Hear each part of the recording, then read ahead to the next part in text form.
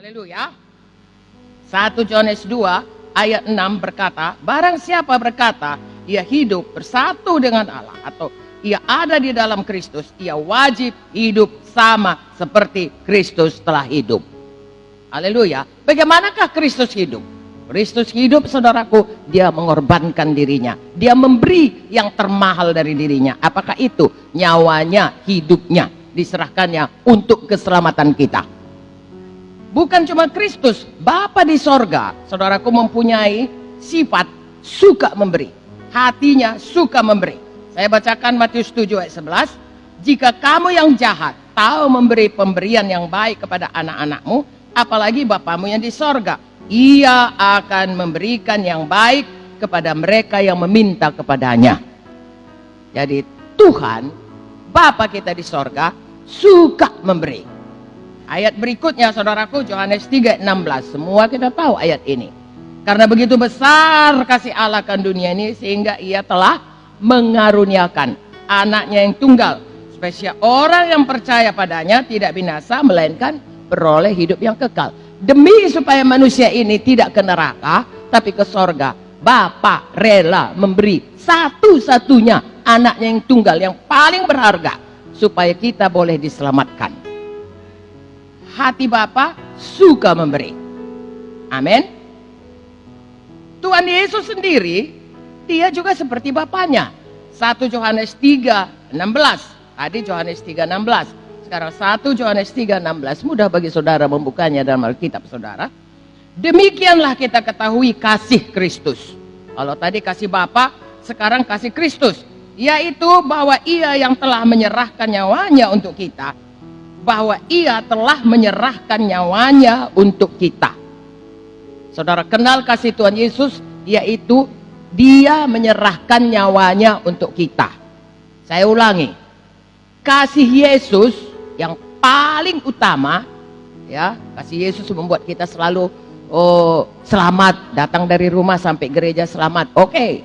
Kasih Yesus memberikan kita berkat yang berkelimpahan. Tapi kasihnya itu semuanya, semua itu disebabkan karena dia rela menyerahkan nyawanya. Tidak ada, saudaraku, jalannya kita diberkati.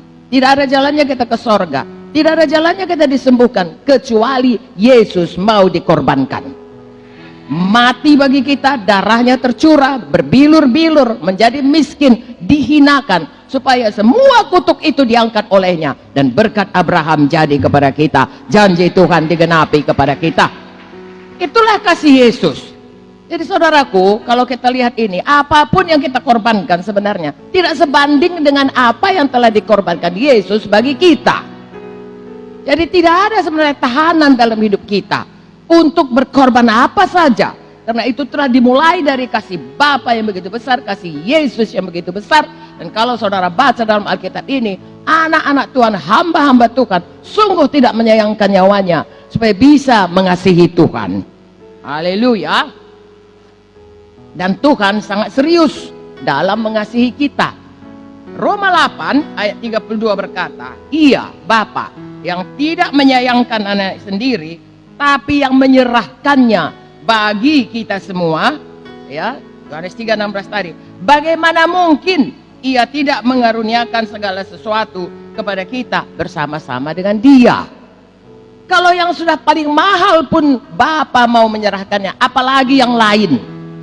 Apapun persoalan saudara, pastilah diberikan Tuhan jalan keluarnya. Persoalan yang paling besar adalah persoalan dosa. Karena itu saudaraku membawa kita ke neraka. Dan firman Tuhan berkata, apa gunanya dapat seluruh dunia jikalau jiwa binasa. Berarti persoalan dosa, persoalan keselamatan jiwa melebihi segala apapun yang ada di dunia ini. Jadi kalau itu pun diberikan Bapa, anaknya menderita kepada kita, sampai mati di kayu salib untuk kita, apalagi yang lain, percayailah Bapa pasti akan memberikannya. Haleluya. Tapi miliki hati ya seperti Bapa, dia suka memberikannya kepada kita. Kita pun mari ikuti teladan Bapa. Amin. Saya bacakan 2 Korintus 8 ayat 9. 2 Korintus 8 ayat 9. Karena kamu telah mengenal kasih karunia Tuhan kita Yesus Kristus, bahwa Yesus yang oleh karena kamu menjadi miskin, sekalipun ia kaya, supaya kamu menjadi kaya oleh karena kemiskinannya. Haleluya. Saudaraku, semua kutuk dosa yang turun atau yang menimpa manusia ditimpakan kepada Yesus. Yesus berbilur-bilur supaya saya dan saudara sembuh. Yesus kaya karena dia yang punya sorga dan bumi dan seluruh sakrawala dan semua alam semesta. Tapi dia lahir pun di kandang domba. Dan waktu mati tidak ada pun saudaraku hartanya. Hanya bajunya itu pun dibagi-bagi oleh serdadu. Mengapa? Dia rela menjadi miskin supaya kutuk kemiskinan itu diangkat dari kita dan kita menjadi kaya. Haleluya.